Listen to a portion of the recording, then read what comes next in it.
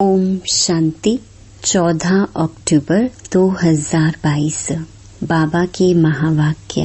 मीठे बच्चे, तुम्हें पढ़ाई का बहुत कदर रखना है। बीमार हो, मरने पर भी हो तो भी क्लास में बैठो। कहा जाता ज्ञान अमृत मुख में हो तब प्राण तन से निकले। प्रश्न, कई बच्चे भी बाप से बेमुख करने के निमित्त बन जाते हैं। कब और कैसे? उत्तर, जो आपस में भाई बहनों से रूठकर पढ़ाई छोड़ देते हैं और गुरु के निंदक बन जाते हैं, उन्हें देख अनेक बाप से बेमुख हो जाते। आज अच्छा पढ़ते, कल पढ़ाई छोड़ देते तो दूसरों को कह न सके कि तुम पढ़ो। ऐसे बच्चे ऊंच पद से वंचित हो जाते हैं। गीत। महफिल में जल उठी क्षमा। ओम शांति। गीत का अर्थ बच्चों ने समझा।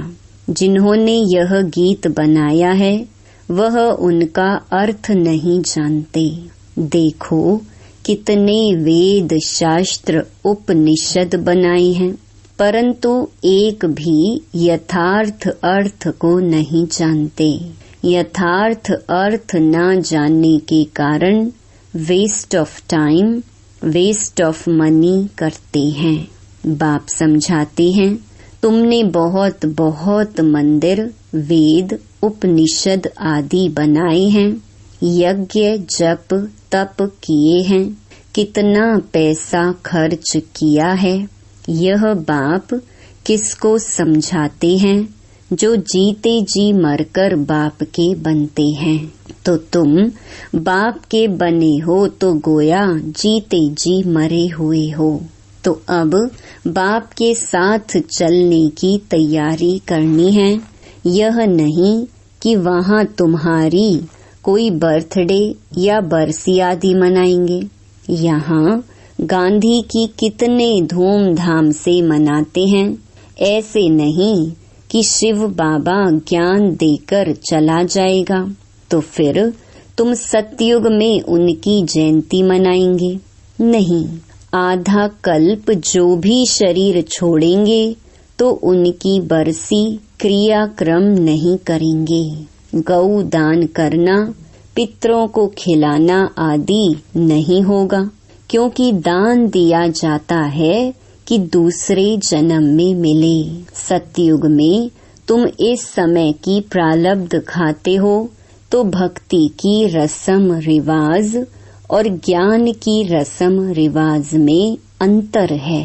जो भी विशाल बुद्धि वाले हैं वह इन बातों को समझेंगे और जो कल्प पहले विशाल बुद्धि बने होंगे वही अब बनेंगे, क्योंकि फिर से वही पार्ट बजाना है। गीत सुना, चारों तरफ लगाए फेरे, फिर भी हरदम दूर रहे। बाप कहते हैं, तुमने भक्ति मार्ग में कितना माथा मारा है, फिर भी मुझसे मिल न सके, क्योंकि जब मैं आऊं तब तो मुझे मिल सको। मैं आता ही हूँ कल्प कल्प संगम युग पर। लोग कह देते हैं कि परमात्मा युगे युगे आता है, फिर कहते हैं परमात्मा के 24 अवतार हैं, तो यह रॉन्ग है ना।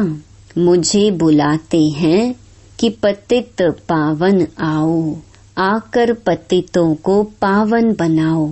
तो अब तुम्हारी युद्ध है माया रावण से, तुम्हारी कोई स्थूल युद्ध नहीं है। तुम रावण पर जीत पाते हो, उसमें भी मुख्य योद्धा कौन है? काम।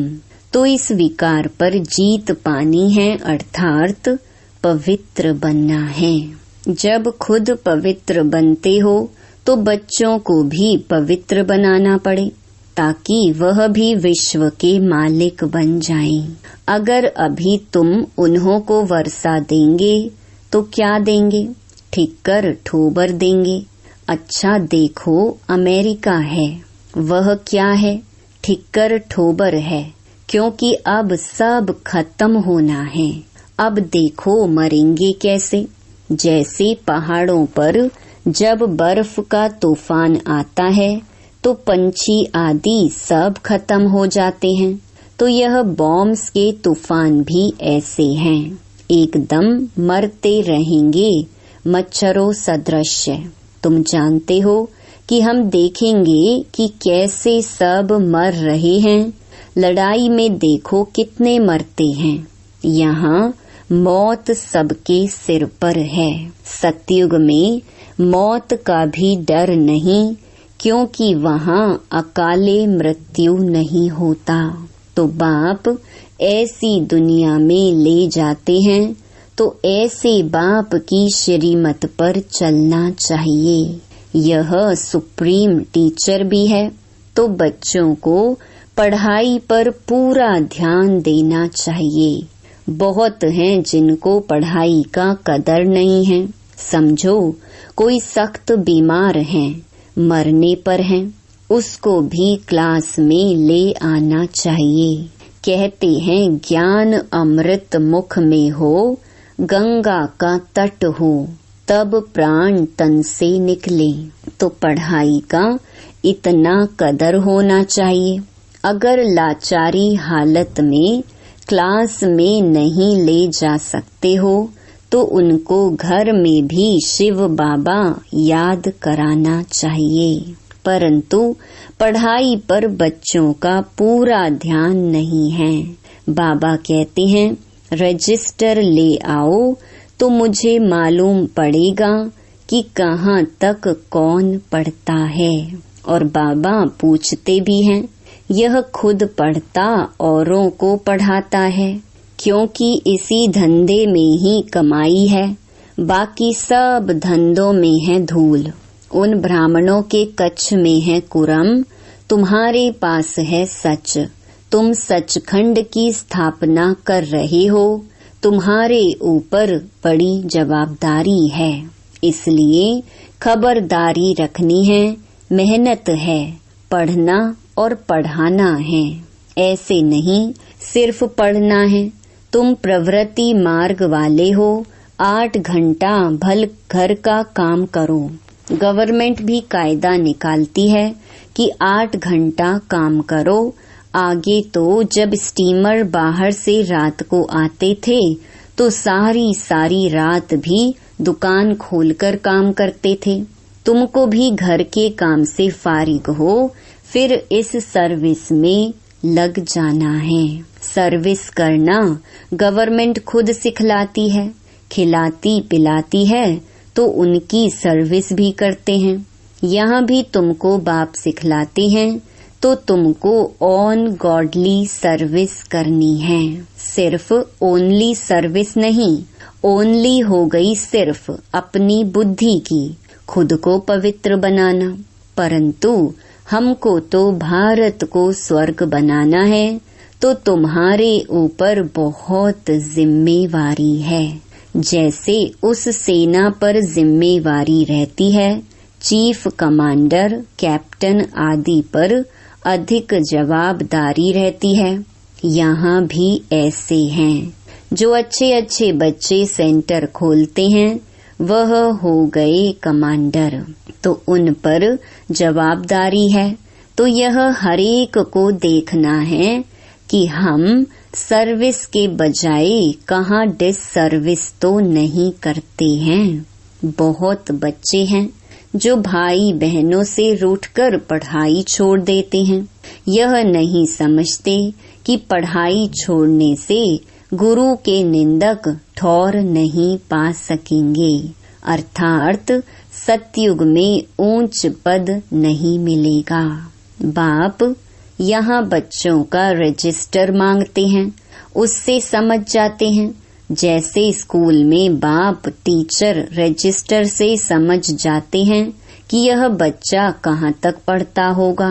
कई बच्चे होते हैं तो सारा दिन खेलते रहते हैं और छुट्टी के टाइम पर घर आ जाते हैं कि हम पढ़ कर आए हैं।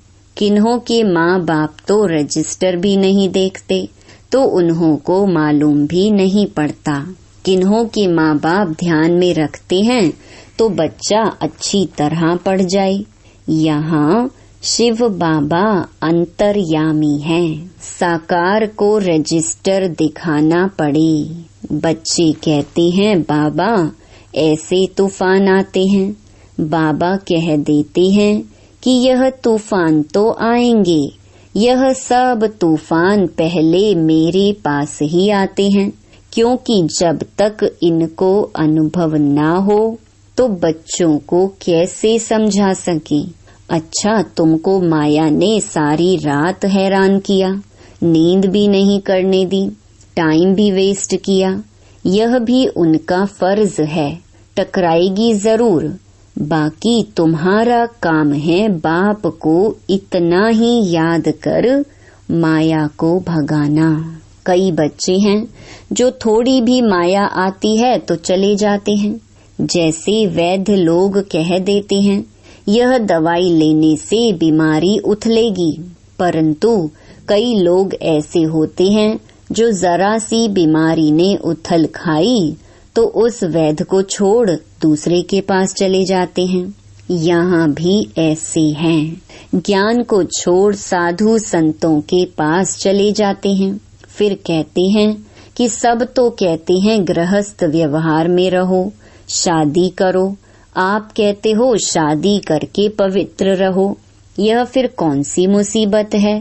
अरे तुम कहते हो हमको गृहस्थ व्यवहार में रहे राजा जनक के मुहाफिक जीवन मुक्ति चाहिए, तो फिर प्रवृत्ति में पवित्र रहना पड़े। कई फिर कह देते बात तो ठीक है, बाकी मंजिल ऊंची है, ऐसा कह डर जाते हैं। ऊंच तो जाना ही है ना। दिलवाड़ा मंदिर में भी हैं कि नीचे तपस्या कर रहे हैं, ऊपर में उनकी प्रालब्ध स्वर्ग है, तो ऊंच मंजिल तो है ही। कहते हैं ना कि चढ़े तो चाखे प्रेम रस, गिरे तो चकनाचूर, यानी वैकुंठ रस, गिरे तो चकनाचूर। इसलिए बड़ी सावधानी से चलना पड़ता है, डरना नहीं है। कहते हैं यह गीता की अथॉरिटी है। गीताएं तो आजकल बहुत हैं, टैगोर गीता, गांधी गीता आदि। आजकल जो घर से रूठते वह गीता का अर्थ कर देते और अपना नाम डाल देते हैं। एक गीता में लिखा है कि बैंगन खाने से यह होगा, भिंडी खाने से यह होगा। यह बाबा भी रोज गीता का पाठ करते थे। जहाँ भी जाते थे, राजाओं के पास भी जाते थे तो गीता का पाठ जरूर करते थे। मनुष्य समझते हैं भगत ठगत नहीं होते, परंतु जितना भगत ठगते हैं उतना कोई नहीं। तो बाबा कहते हैं बच्चे पढ़ाई को नहीं छोड़ना, नहीं तो माया अजगर खा जाएगी, फिर पछताना पड़ेगा। जब धर्मराजपुरी में एक एक जन्म का साक्षात्कार करते सजाएं खाते हैं तो बात मत पूछो। मुक्ति और जीवन मुक्ति को तो कोई मनुष्य जानते ही नहीं, क्योंकि वह समझते हैं कि सुख काग विष्टा समान है। तो समझते हैं कि स्वर्ग के सुख भी ऐसे होंगे, क्योंकि सुना है कि त्रेता युग में भी सीता चुराई गई, तो वह भी दुख है। अब तुम जानते हो कि स्वर्ग में ऐसी बातें होती नहीं। यह भारत की ही कहानी है। बाकी और धर्म वाले इस ड्रामा के अंदर बाई प्लॉट हैं। भारतवासियों के ही 84 जन्म हैं और धर्म वाले तो 84 जन्म नहीं लेते। कहते हैं आत्मा परमात्मा अलग रहे बहुकाल। अब इस अर्थ को तो नहीं जानते हैं, गाते ही रहते हैं, जानते तो कुछ भी नहीं। यह ब्रह्मा भी बैगर था ना, इसने भी बहुत गुरु किए हुए थे, परंतु है सब ठगी। तब तो बाप कहते हैं ना सर्व धर्मानी परित्यज्य, वह इसका अर्थ थोड़े ही जानते हैं। भल गीता पढ़ते हैं, परंतु जैसे जंगली तोते तुम कंठी वाले बन विजय माला में पिरो जाएंगे। दुनिया वाले इन बातों को क्या जाने, उन्हों को अगर तुम लिटरेचर दो तो फेंक देते हैं। वे लोग क्या जाने ज्ञान रत्नों को। तुम बच्चे जो कल्प पहले देवता धर्म के थे, अब वही ब्राह्मण बने हो।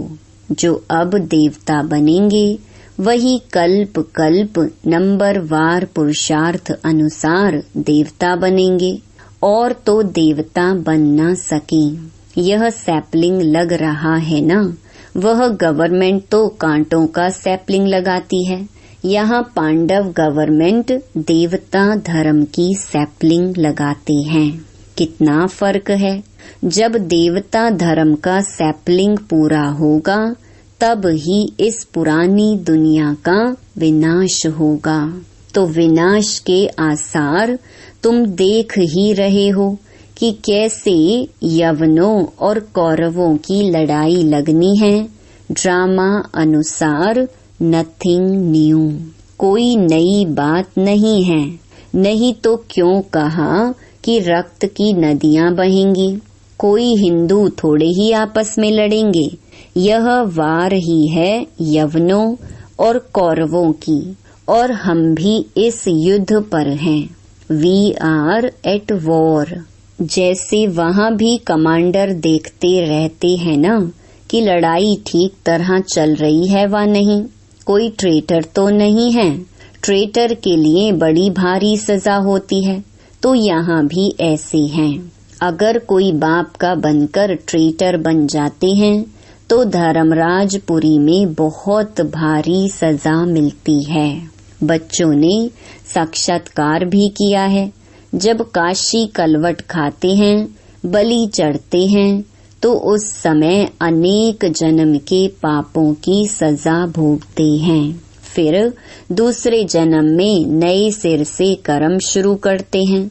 मुक्ति में तो कोई जाते नहीं। कहते हैं फलाना पार निर्वाण गया, परंतु जाता तो कोई भी नहीं। बाप को बुलाते हैं पतित पावन आओ। सर्व का सद्गति दाता एक ही है। यह तो समझ की बात है ना। बाप आते हैं तो कईयों को गति सद्गति दे जाते हैं। परमात्मा ने अब ऑर्डिनेंस निकाला है कि पवित्र बनो। कहते हैं कि दुनिया कैसे चलेगी। अरे तुम कहते हो खाने के लिए नहीं है, प्रजा कम होनी चाहिए, फिर कहते हो दुनिया कैसे चलेगी। तुम बच्चों को अच्छी रीति समझाना चाहिए। अच्छा, मीठे मीठे सिकिलधे बच्चों प्रति मात पिता बाप दादा का याद प्यार और गुड मॉर्निंग। रूहानी बाप की रूहानी बच्चों को नमस्ते। धारणा के लिए मुख्य सार। पहला, घर का काम करते भी समय निकाल रूहानी सेवा जरूर करनी है। अपने को सर्विस बढ़ाने का जिम्मेवार समझना है, डिससर्विस नहीं करनी है। दूसरा, पढ़ाने वाला स्वयं सुप्रीम टीचर है, इसलिए पढ़ाई का बहुत बहुत कदर रखना है। किसी भी हालत में पढ़ाई मिस नहीं करनी है। वरदान, एकाग्रता के अभ्यास द्वारा मन बुद्धि को अनुभवों की सीट पर सेट करने वाले निर्विघ्न भव। एकाग्रता की शक्ति सहज ही निर्विघ्न बना देती है। इसके लिए मन और बुद्धि को किसी भी अनुभव की सीट पर सेट कर दो। एकाग्रता की शक्ति स्वतः ही एक बाप दूसरा न कोई, यह अनुभूति कराती है। इससे सहज ही एक रस स्थिति बन जाती है। सर्व के प्रति कल्याण की वृत्ति रहती है। एकाग्रता के अभ्यास से भाई भाई की दृष्टि रहती है, उसे कभी भी कोई कमजोर संस्कार, कोई आत्मा व प्रकृति, किसी भी प्रकार की रॉयल माया अपसेट नहीं कर सकती। स्लोगन, सेकंड में विस्तार को सार में समाने का अभ्यास ही अंतिम सर्टिफिकेट दिलाएगा। ओम शांति।